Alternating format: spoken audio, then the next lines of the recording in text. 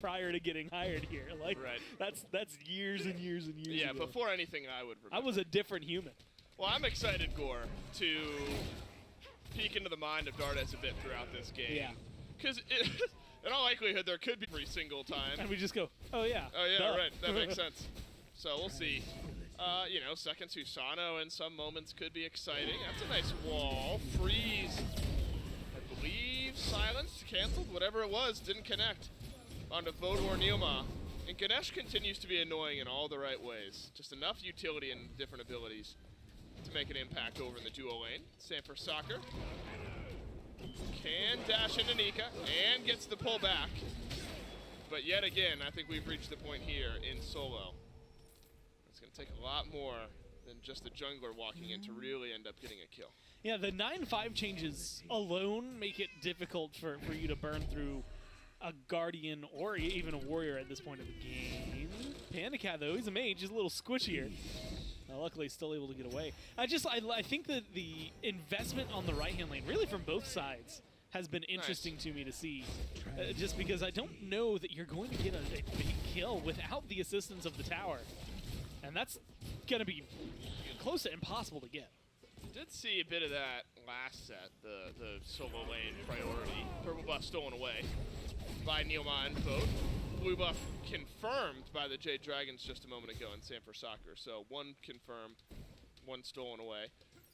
Final K ends up going into Runic Shield early on in the build on McCullen here. I mean, Conduit Gem for Ardio in the lane. Again, kill pressure still pretty low.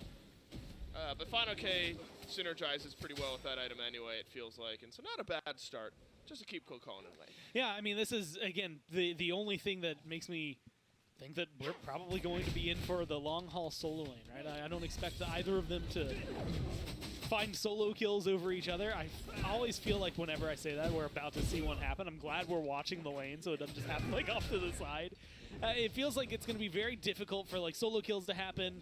Ganks are going to have to be very well targeted, especially if this ends up being anything like a breastplate. Already with physical protections, Nika's feeling really solid because that means that Sam and FineOK are going to be lacking a little bit. At least right now, Cuvo can rotate over and still hit FineOK pretty hard. And so there's some openings for the Warriors, maybe on the right-hand side, but not a ton. And it's also the only one on the Dragons that doesn't have beads, so that might just be Cuvo's best matchup right now to try and get aggressive on, unless they want to do something wild, because they don't have a lot of beads burners on this squad to help out Cuvo. So this is just maybe the easier grab. Yeah, getting situational beads burning, it feels like. Ragnarok, yes. Outside of that, how can you capitalize? Nika has some moments where you can provide lockdown, shred some beads.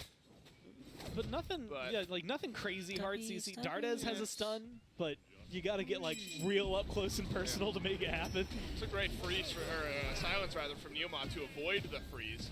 Blue buff confirmed by the Jade Dragons. Polar Bear Mike sends a freeze towards Nika. Fine, okay, double knockup.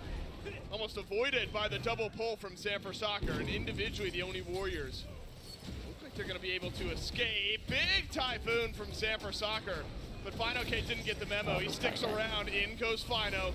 Out goes Cubo Fred. This is going to be big from Mike and the Jade Dragons. 2 kills already dropped. Nika could make a third around the wall we fight, and the Oni Warriors empty-handed, and the Jade Dragons' pockets are full. We'll say, I admire Dardes. He goes for it, man. He transforms into the Fenrir. He leaps in. He grabs Pagon. He runs back. It almost to the point where that freeze initially from the PBM, silenced out. The second one, stunned out.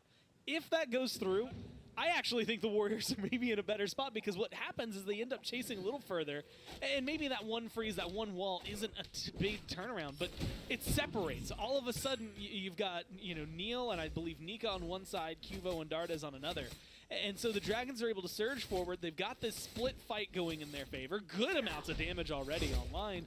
And they've got just better team fight ultimates. I mean, Dharmic Pillars is going to be a big turn. You get this massive Typhoon. You've got FineOK, and you've got Mike, who are all going to be able to throw those out. And Ymir's ult usually isn't even that massive, but the slows that are being applied by that Frostbite passive, plus the presence from everybody else, just made it very smooth. I mean, hot knife through butter to pick up the Warriors as they tried to retreat.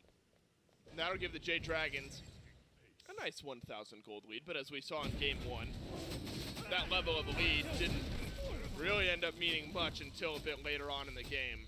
But it is a very pretty looking fight and does give a good bit of momentum over to Sanford Soccer in the jungle, who ends up picking up a couple of those kills. And maybe gives you a mindset of how this Dragon team is going to be able to fight. Final K has a massive fight. As for once, the blue buff ends up getting stolen by Nika. Final K not happy about it though. Nika gets pulled back through. Cubo Fred is here. Remember, Final K doesn't have beads. There won't end up being a Ragnarok from Cubo Fred. And so